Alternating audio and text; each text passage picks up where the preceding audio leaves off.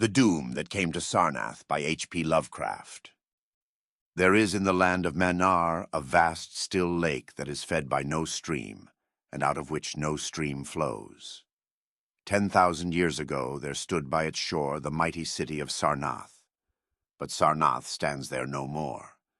It is told that in the immemorial years when the world was young, before ever the men of Sarnath came to the land of Manar, another city stood beside the lake, the gray stone city of Ib, which was old as the lake itself, and peopled with beings not pleasing to behold.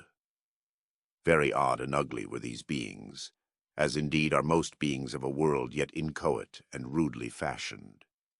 It is written on the brick cylinders of Cdatharon that the beings of Ib were in hue as green as the lake and the mists that rise above it, that they had bulging eyes, pouting, flabby lips, and curious ears, and were without voice.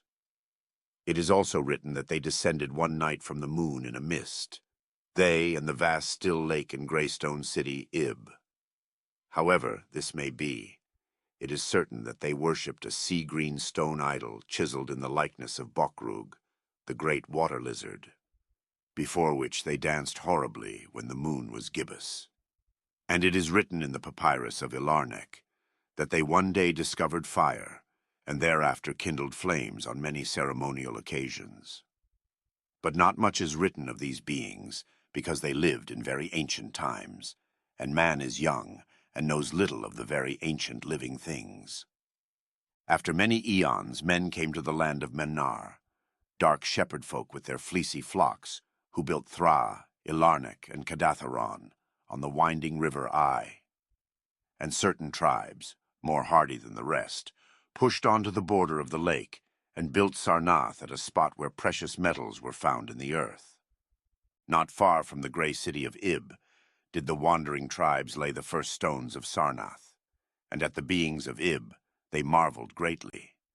But with their marveling was mixed hate, for they thought it not meet that beings of such aspect should walk about the world of men at dusk. Nor did they like the strange sculptures upon the gray monoliths of Ib, for those sculptures were terrible with great antiquity. Why the beings and the sculptures lingered so late in the world, even until the coming of men, none can tell, unless it was because the land of Manar is very still, and remote from most other lands both of waking and of dream. As the men of Sarnath beheld more of the beings of Ib, their hate grew, and it was not less because they found the beings weak and soft as jelly to the touch of stones and spears and arrows. So one day the young warriors, the slingers and the spearmen and the bowmen, marched against Ib and slew all the inhabitants thereof, pushing the queer bodies into the lake with long spears, because they did not wish to touch them. And because they did not like the gray sculptured monoliths of Ib, they cast these also into the lake, wondering from the greatness of the labor, however the stones were brought from afar, as they must have been, since there is naught like them in all the land of Nar, or in the lands adjacent. Thus of the very ancient city of Ib was nothing spared, save the sea-green stone idol chiseled in the likeness of Bokrug, the water lizard. This the young warriors took back with them to Sarnath, as a symbol of conquest over the old gods and beings of Ib, and a sign of leadership in Nar. But on the night after it was set up in the temple, a terrible thing must have happened, for weird lights were seen over the lake, and in the morning the people found the idol gone, and the high priest Taran-Ish lying dead, as from some fear unspeakable. And before he died, Taran-Ish had scrawled upon the altar of chrysolite with coarse, shaky strokes, the sign of doom. After Taran-Ish there were many high priests in Sarnath, but never was the sea-green stone idol found, and many centuries came and went, wherein Sarnath prospered exceedingly, so that only priests and old women remembered what Taran-Ish had scrawled upon the altar of chrysolite. Betwixt Sarnath and the city of Ilarnek arose a caravan route, and the precious metals from the earth were exchanged for other metals and rare cloths and jewels and books and tools for artificers, and all things of luxury that are known to the people who dwell along the winding river Ai and beyond. So Sarnath waxed mighty and learned and beautiful, and sent forth conquering armies to subdue the neighboring cities. And in time there sat upon a throne in Sarnath the kings of all the land of Manar, and of many lands adjacent. The wonder of the world and the pride of all mankind was Sarnath the Magnificent. Of polished desert-quarried marble were its walls, in height 300 cubits and in breadth 75, so that chariots might pass each other as men drave them along the top. For full 500 stadia did they run, being open only on the side toward the lake, where a green stone seawall kept back the waves that rose oddly once a year at the festival of the destroying of Ib. In Sarnath were 50 streets from the lake to the gates of the caravans, and 50 more intersecting them. With onyx were they paved, save those whereon the horses and camels and elephants trod, which were paved with granite. And the gates of Sarnath were as many as the landward ends of the streets, each of bronze, and flanked by the figures of lions and elephants carven from some stone no longer known among men. The houses of Sarnath were of glazed brick and chalcedony, each having its walled garden and crystal lakelet. With strange art were they builded, for no other city had houses like them, and travelers from Thra and Ilarnec and Kadatheron marveled at the shining domes wherewith they were surmounted. But more marvelous still were the palaces and the temples, and the gardens made by Zokkar the olden king. There were many palaces, the least of which were mightier than any in Thra, or Ilarnec, or Kadatheron. So high were they that one within might sometimes fancy himself beneath only the sky. Yet when lighted with torches dipped in the oil of Dothr, their walls showed vast paintings of kings and armies, of a splendor at once inspiring and stupefying to the beholder. Many were the pillars of the palaces, all of tinted marble, and carven into designs of surpassing beauty. And in most of the palaces, the floors were mosaics of beryl and lapis lazuli, and sardonyx and carbuncle, and other choice materials, so disposed that the beholder might fancy himself walking over beds of the rarest flowers. And there were likewise fountains, which cast scented waters about in pleasing jets arranged with cunning art. Outshining all others was the palace of the kings of Manar and of the lands adjacent. On a pair of golden crouching lions rested the throne, many steps above the gleaming floor. And it was wrought of one piece of ivory, though no man lives who knows whence so vast a piece could have come. In that palace there were also many galleries, and many amphitheaters where lions and men and elephants battled at the pleasure of the kings. Sometimes the amphitheaters were flooded with water conveyed from the lake in mighty aqueducts, and then were enacted stirring sea fights, or combats betwixt swimmers and deadly marine things. Lofty and amazing were the 17 tower-like temples of Sarnath, fashioned of a bright multicolored stone not known elsewhere. A full 1,000 cubits high stood the greatest among them, wherein the high priests dwelt with a magnificence scarce less than that of the kings. On the ground were halls as vast and splendid as those of the palaces, where gathered throngs in worship of Zokalar and Tamash and Lobon, the chief gods of Sarnath, whose incense-enveloped shrines were as the thrones of monarchs. Not like the icons of other gods were those of Zokalar and Tamash and Lobon, for so close to life were they, that one might swear the graceful bearded gods themselves sate on the ivory thrones. And up unending steps of shining zircon was the tower chamber, where from the high priests looked out over the city and the plains and the lake by day, and at the cryptic moon and significant stars and planets, and their reflections in the lake, by night.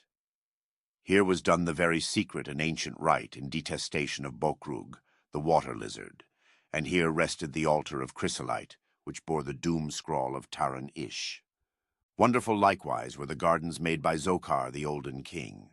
In the center of Sarnath they lay, covering a great space and encircled by a high wall, and they were surmounted by a mighty dome of glass, through which shone the sun and moon and stars and planets when it was clear, and from which were hung fulgent images of the sun and moon and stars and planets when it was not clear. In summer, the gardens were cooled with fresh, odorous breezes skillfully wafted by fans, and in winter they were heated with concealed fires, so that in those gardens it was always spring. There ran little streams over bright pebbles, dividing meads of green and gardens of many hues, and spanned by a multitude of bridges. Many were the waterfalls in their courses, and many were the lilied lakelets into which they expanded. Over the streams and lakelets rode white swans, whilst the music of rare birds chimed in with the melody of the waters. In ordered terraces rose the green banks, adorned here and there with bowers of vines and sweet blossoms, and seats and benches of marble and porphyry. And there were many small shrines and temples, where one might rest or pray to small gods. Each year there was celebrated in Sarnath the feast of the destroying of Ib, at which time wine, song, dancing, and merriment of every kind abounded. Great honors were then paid to the shades of those who had annihilated the odd ancient beings, and the memory of those beings and of their elder gods was derided by dancers and lutanists, crowned with roses from the gardens of Zokar. And the kings would look out over the lake and curse the bones of the dead that lay beneath it. At first the high priests liked not these festivals, for there had descended amongst them queer tales of how the sea-green icon had vanished, and how Taranish had died from fear and left a warning.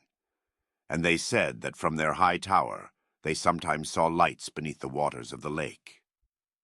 But as many years passed without calamity, even the priests laughed and cursed and joined in the orgies of the feasters. Indeed, had they not themselves, in their high tower, often performed the very ancient and secret rite in detestation of Bokrug, the water lizard?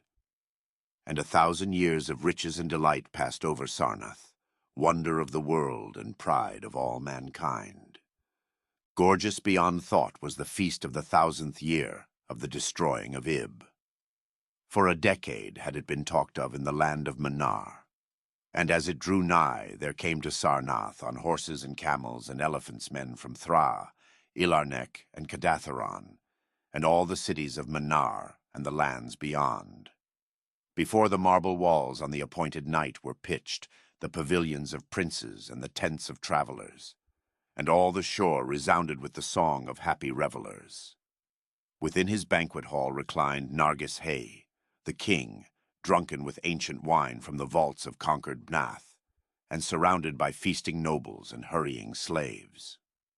There were eaten many strange delicacies at that feast: peacocks from the isles of Nariel in the middle ocean, young goats from the distant hills of Implan, heels of camels from the Benazik desert, nuts and spices from Sidathrian groves, and pearls from wave-washed metal dissolved in the vinegar of Thra. Of sauces there were an untold number, prepared by the subtlest cooks in all Manar, and suited to the palate of every feaster. But most prized of all the viands were the great fishes from the lake, each of vast size, and served up on golden platters set with rubies and diamonds.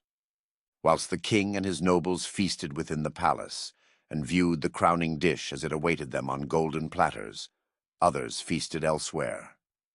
In the tower of the great temple, the priests held revels, and in pavilions without the walls, the princes of neighboring lands made merry.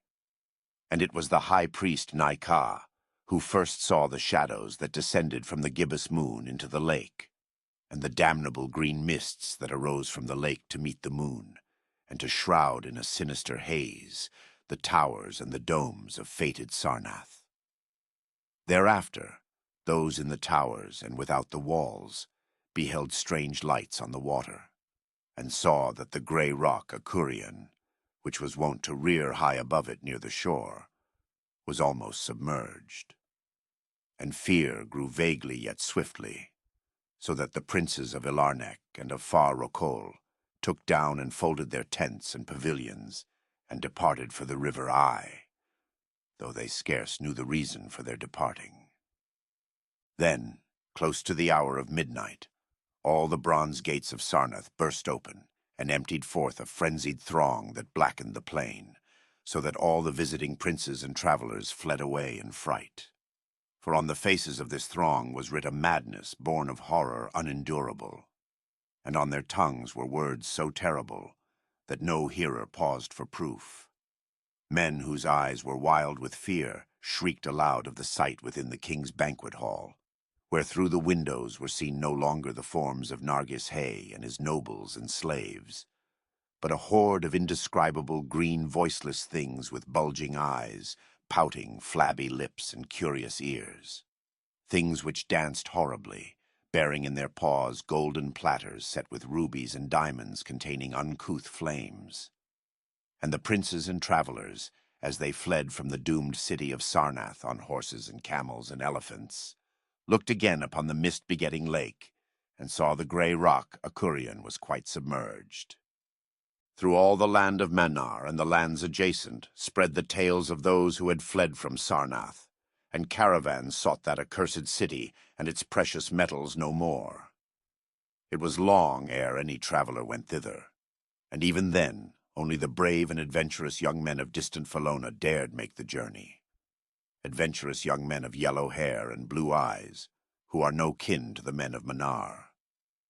These men indeed went to the lake to view Sarnath, but though they found the vast still lake itself, and the grey rock Akurian which rears high above it near the shore, they beheld not the wonder of the world and pride of all mankind.